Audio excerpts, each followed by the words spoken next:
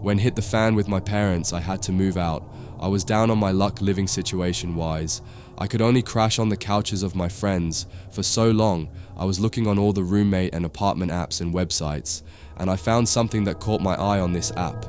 A man named Luke had listed a room for rent in his 3-bedroom, 1-story house.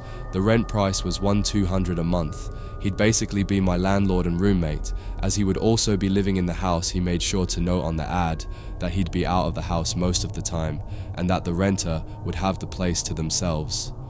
Often he did put in all capital letters, a few ground rules though, including no parties, no large gatherings, no drinking in the living room, and no use of the basement.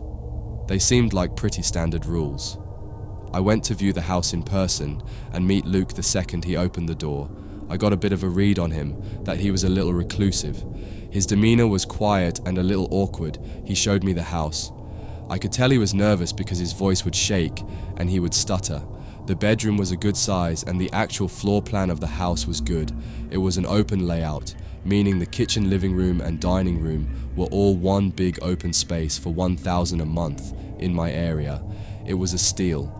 He laid out some more ground rules in person, and he emphasized again how I can't go in the attic or the basement as I used them for storage. Only sounded fair enough on the spot.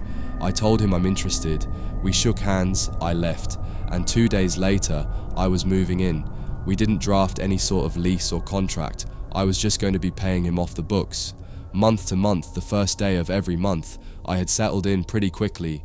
The bedroom I was renting was already furnished with a bed and basic furniture, so all I did really was hang some of my wall decor and fill the dresser and closet with clothes. The bedroom had had a lock on it, thankfully, and he gave me the key to it so I could lock it when he wasn't home, which seemed like a nice gesture at first. Luke never told me what he did for work. He just told me he usually wouldn't be home, but I quickly learned that wasn't true. Anytime I'd come home from work, his car was always in the driveway quickly. I started to pick up on loud sounds outside of my bedroom at night, from footsteps to doors, opening and closing constantly. One night, I went out in the middle of the night just to go to the bathroom, and I noticed the basement door was opened. I walked over to the top of the stairs and looked down. There was a dim light from down there, seemingly from a far corner out of view. I heard banging sounds coming from down there. It was like 2 a.m. What could he be doing down there?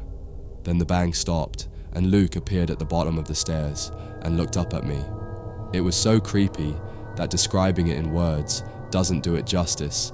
He looked visibly annoyed as he looked up at me. I apologized and said, "I'm just going to the bathroom." He almost angrily responded, "Shut the basement door." I listened to him, insanely weirded out. I went to the bathroom and then back to bed. I laid awake for a while after that now, with my mind racing, wondering what he's doing. About a week later, I returned home and noticed my bedroom door was unlocked. I always locked it before leaving every day. I looked around my room to see if anything was missing, and while nothing seemed to be missing, I noticed some things had been moved. For starters, my clothes in the dressers were not neatly stacked anymore. They had been looked through. I could tell the closet door was also cracked open. It was dawning on me that he had his own key and he likely came into my room and went through my stuff. This felt like a clear invasion of privacy and a violation of my tenant rights. I had to figure out how to confront him about it. I went to knock on his bedroom door, but he didn't answer. His car was in the driveway once again, so he had to be home. I was getting such weird vibes from all this. I gave up and went back to my room. After microwaving my dinner, while I was in my room relaxing and watching TV, I heard the door to Luke's room open. I took this opportunity to get up and confront him, so I went out to the living room and caught him in a hurry about to leave the house. I stopped him and asked if he went into my room. He looked at me with a blank expression and straight up said no. I delicately responded without being hostile, saying that the door was unlocked, locked, and some of my stuff appeared to have been gone through.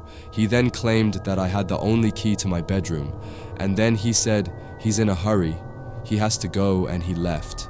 I was flabbergasted by all of this. I wanted to ask my parents for advice, but at that time I hated them and wanted nothing to do with them. I was already back on the apps and websites looking up other listings. I knew I didn't want to stay here. Then I realized this was the first apparent time that Luke wasn't home, while curiosity got the better of me, and I had to check out the basement. I checked out the windows first to make sure his car was gone, and I then went over to open the basement door. Oddly enough, I couldn't find any light switches, so I just used the flashlight on my phone to navigate around. The steps were so creaky, I felt like I was in an abandoned house. I got to the bottom, and there was a tan carpet that was curling upwards at the walls, as if it were poorly fitted to the floor. It was a very small basement, at least the main room there was just this one ugly couch in the middle of the room. There was also a slightly funky smell down there, and the smell only got worse as I got closer to this door in the corner. I attempted to open the door, but unfortunately it was locked, or maybe I should say, fortunately, because I'm not sure I fully wanted to know what was in there. Admitting that smell, it almost smelled like raw sewage.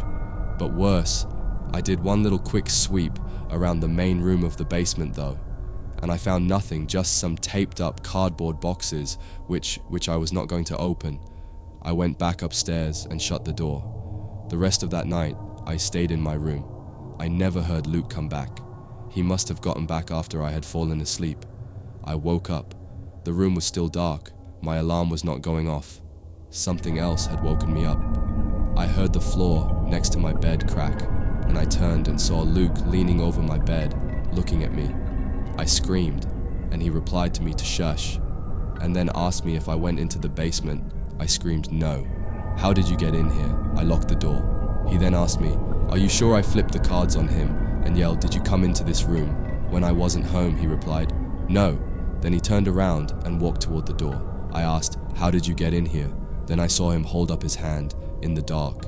He wasn't holding anything at the time. I didn't know what it meant. He said to me before leaving the room, I think you should find other living arrangements. And then he closed the door. I started packing right then and there. I wasn't staying another minute in that house. I knocked on his door and yelled at him to give me half of the rent money back, since I'd only been there like 2 weeks. Moments later, he opened the door, and just his arm stuck out from the door, holding a small stack of $100 bills he managed to make, even handing me the money. Insanely creepy. I grabbed it. It was only $400. Whatever it was, close enough. I just wanted to get out of there. I was fully packed and out of there. Within an hour, I slept in my car that night. I ended up back at my parents' house the next day. And after explaining the ludicrous, I just went through something changed, where they were more welcoming to have me back. I still moved out a month later, but my parents and I are fine now. If you're choosing to have a random roommate from online, just be careful and use your best judgment after meeting them. It was my junior year of college. I had moved off campus into a student apartment building. My roommate was sort of assigned to me by the school, in the sense that he was just someone else who needed someone to live with. His name was David, and he seemed like a nice guy. At first he was friendly and polite, always smiling and making small talk. But as the days went by, I started to notice strange things about him, little quirks and odd behaviors that made me feel uneasy. It started with the way David would always linger in my room, asking pushy questions about my personal life and poking around my belongings as if he were way too comfortable doing so.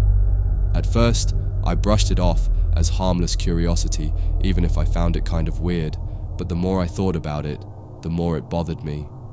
Then, there were the sounds I would hear coming from David's room late at night, talking and shuffling noises that were slightly concerning.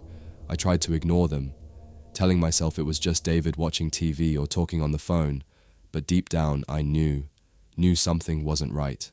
One night, unable to sleep because of the strange noises coming from David's room, I decided to investigate.